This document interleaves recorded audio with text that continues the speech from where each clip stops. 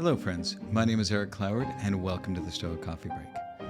The Stoic Coffee Break is a weekly podcast where I take aspects of Stoicism and do my best to break them down to their most important points. I share my thoughts on Stoic philosophy and my experiences, both my successes and my failures, and hope that you can learn something from them, all within the space of a coffee break. This week's episode is called Stoic Fatherhood, Timeless Wisdom for Modern Dads. Are you a father? Are you close to your father? Today I want to talk about how Stoicism can help you to be a better father and why that's important to the lives of your children. So, one of the interesting things is at the beginning of meditations, Marcus Aurelius takes time to thank all of the people who have had a profound influence on his life. And he talks about what he learned from each of them. And two of those main father figures that Marcus Aurelius had were his grandfather Verus.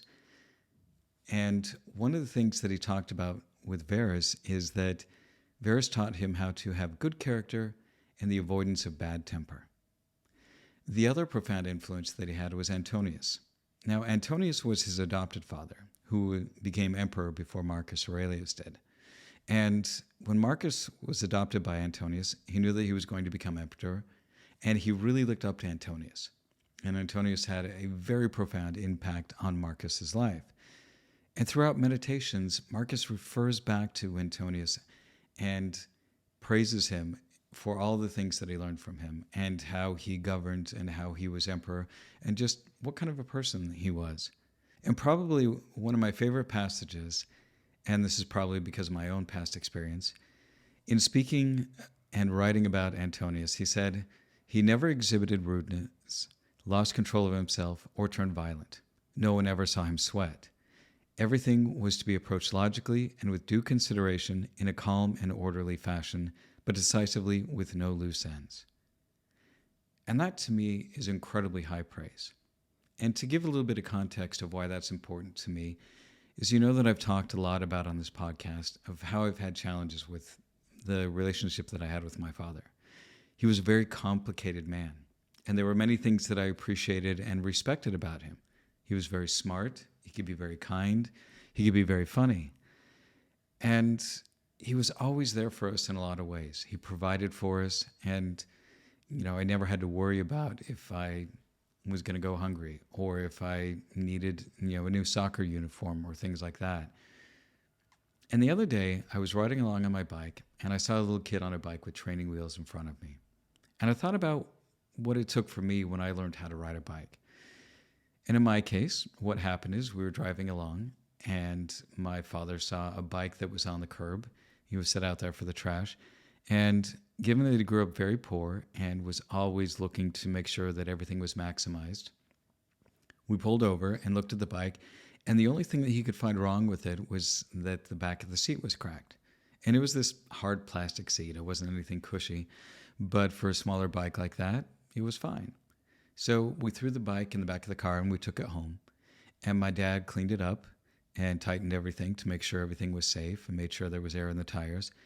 And then he taught me how to ride my bike in one day. So he would stand behind me while I was on the bike, holding onto the seat and one of the handlebars to help me steer. And we would move along the grass in front of our yard. And that was so that I could get comfortable with balancing on the bike. And over time, in just a few hours period, he was able to let go. And I was able to steer the bike down the grass. Now, it wasn't a very big yard, but I would ride as far as I could, and then I'd get off the bike and then take it back up because it was slightly elevated, and I used the momentum from the hill to keep me going. But within just a few hours, I was able to ride that bike. And that evening, I remember riding out on the street with my brother on his bike. And that was one of the things that really kind of struck me as I was watching this little kid ride along. And for a moment there, I really missed my father. And I missed many of the things that he taught me. And I appreciated the fact that he was willing to take time out of his busy schedule to spend time with me and teach me something as important as riding a bike. And like I said, in thinking about this, It was challenging because my father was, like I said, a complicated person. He wasn't very good at controlling his temper because of the internal demons that he was dealing with that I really didn't understand until I was much older. And as I've gotten older, I've learned to be much more forgiving of the stresses and the challenges that he went through. And that's not to paint over and to say that what he did was right, or, you know, when he would lose his temper and we'd end up getting hit by his belt, that was an okay thing to do as a father. But I can understand and at least have some compassion on the stresses that he had in dealing with the struggles in his internal life. But this is why, for me, fatherhood is something that is very important. I spent a lot of time when I was, raising my kids, making sure that I did my best to make sure that they felt like they had a safe place to grow up and that they could always talk to me about anything and everything, and that I would always be there for them to support them for who they wanted to be and the things that they wanted to do. I worked really hard on making sure that I controlled my temper because I didn't want to cause that same type of damage that my father inflicted on me and my siblings. So I want to talk today a bit about how we can use Stoicism to become better fathers.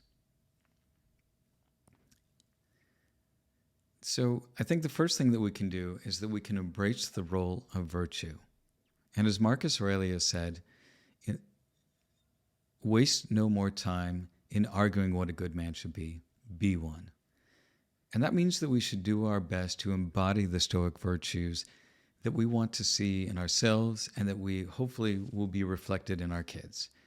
And that we can be the type of people that we want our kids to become.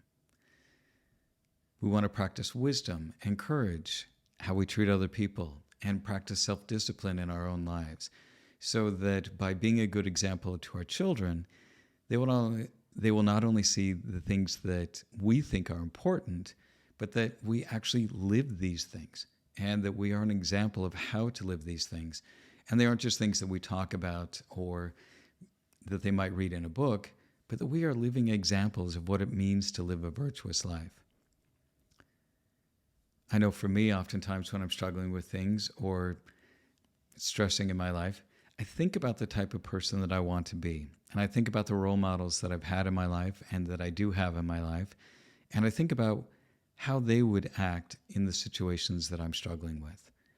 And for me, having that example, it's much easier to follow than just reading about something in a book, but seeing somebody actually apply it in real life can be a very powerful way for us to learn.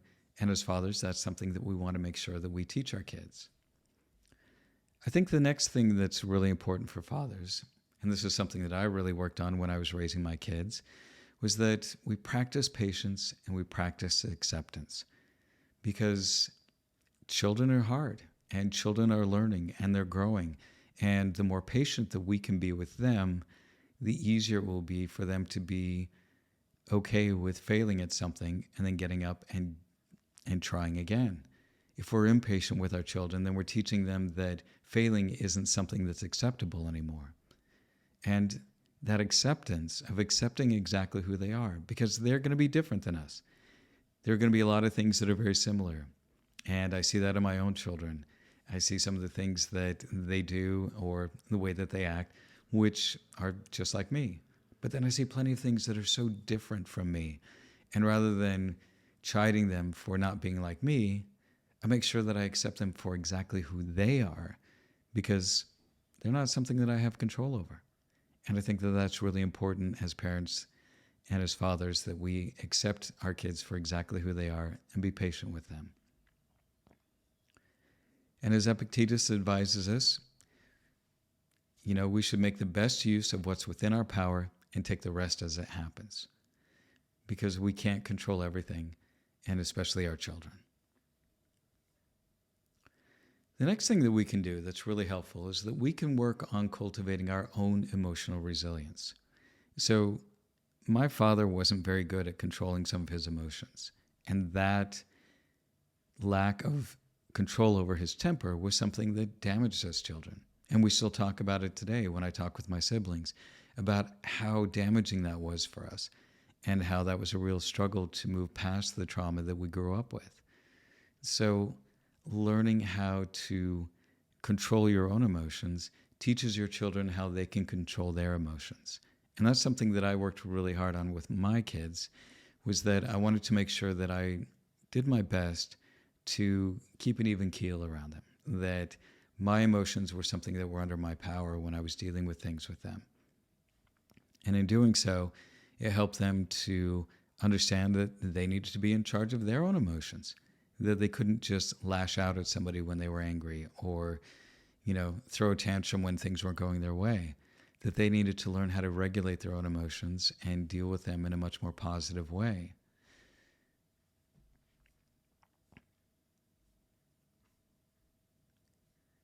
And so the next thing that we can do is we can make sure that we spend quality time with our kids, because life is short.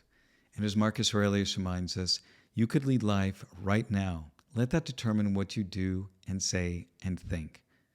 Make sure that with your children, that the way that you treat them every single day is a way that if you died today, that they would have fond memories of you and that you wouldn't be ashamed of the way that you were acting towards your kids.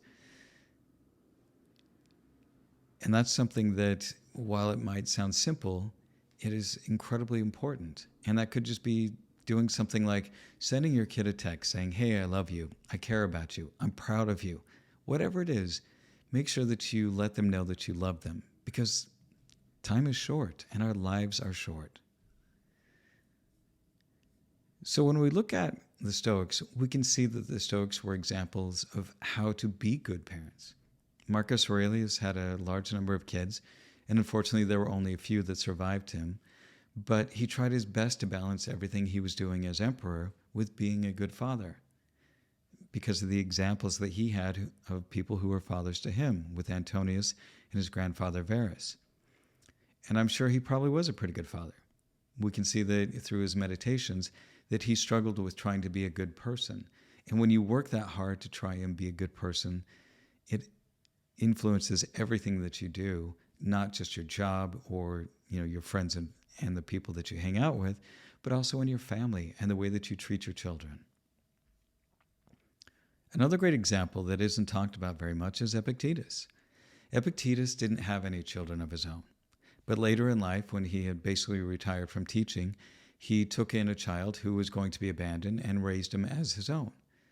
He did this in working with another woman. We don't know if they were married or not, but Epictetus is a good example of somebody who, he didn't have to take this kid in, but as somebody who lived what he taught, he felt it was his duty to take care of this child that otherwise would be abandoned. So what are the other things that we can do in our daily lives to help us become better fathers? I think the first is to set some time each day to reflect on our lives. Are we being the type of people that we want to be? Taking time to sit and journal about this or meditate on these things. Are we living with virtue? Are we being good examples to our children? And we can write about our children. We can write about the things we're struggling with them. And we can write about ways of how we want to help instruct them better and be the type of people that we want to be. But I think more than anything in my life, what I've realized is that to be a good father is not really as complicated as a lot of people think it is. It's really just making sure that you show up, that you treat your kids well, that they know that they are loved and they are safe and they are taken care of, and that they have space to grow and to become the people that they want to be. And I think that oftentimes we overcomplicate fathers, or we feel like we have to be super dads, but we really don't. It's just about being a good person and treating your kids well and doing your best to love and support them.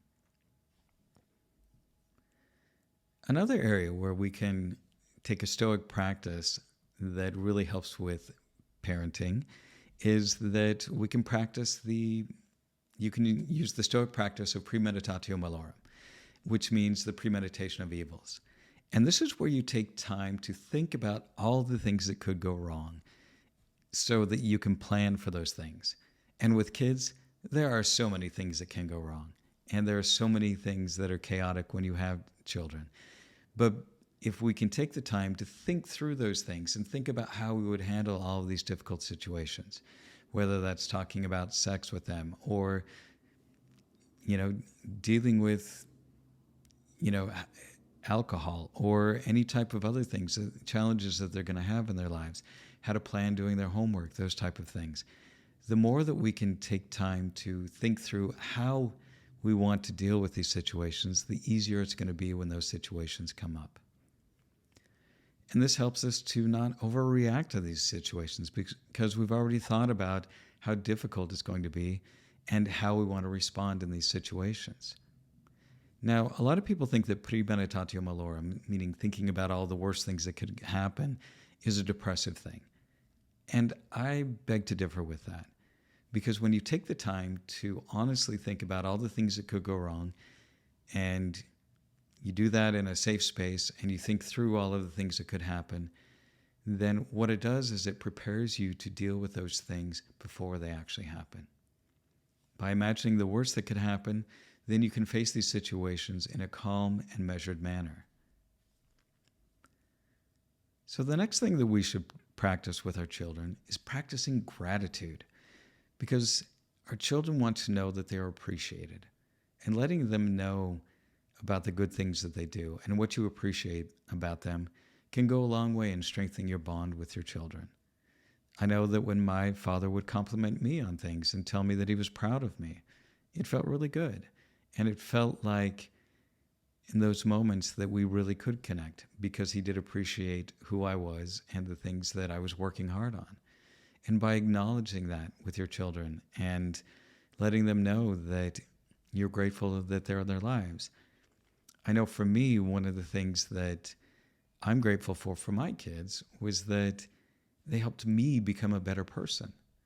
Before I was married and before I had kids, I was a bit more selfish. And I think that that's just natural as we grow up. But when we have children, we have people who are dependent upon us, then these are opportunities for us to practice virtue.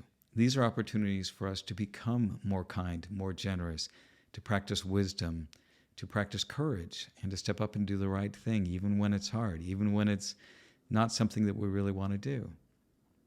We practice justice and that we learn how to treat people who are helpless better. We take care of our kids because they can't take care of themselves. And that's something that really can change you as a person. So in looking at children, it's a great opportunity for us to grow as fathers. Fatherhood, when viewed through a Stoic lens, becomes a profound opportunity for personal growth and virtuous living. Raising your kids gives you great opportunities to practice the virtues of Stoicism. As we teach our kids and we help them to become great people in this world, then we also get back from that and we become better people in our lives. And for those of you who are fathers out there, it can be tough sometimes, but leaning on the framework of Stoicism can give you some good guiding principles of how to be a good father and principles that you can pass on to your own children so they will make you proud and become the type of people that we need in this world. And that's the end of this week's Stoic Coffee Break. As always, be kind to yourself, be kind to others, and thanks for listening. I just want to remind you, if you're not following me on social media, I would appreciate it if you would. You can find me on Instagram and Threads at stoic.coffee.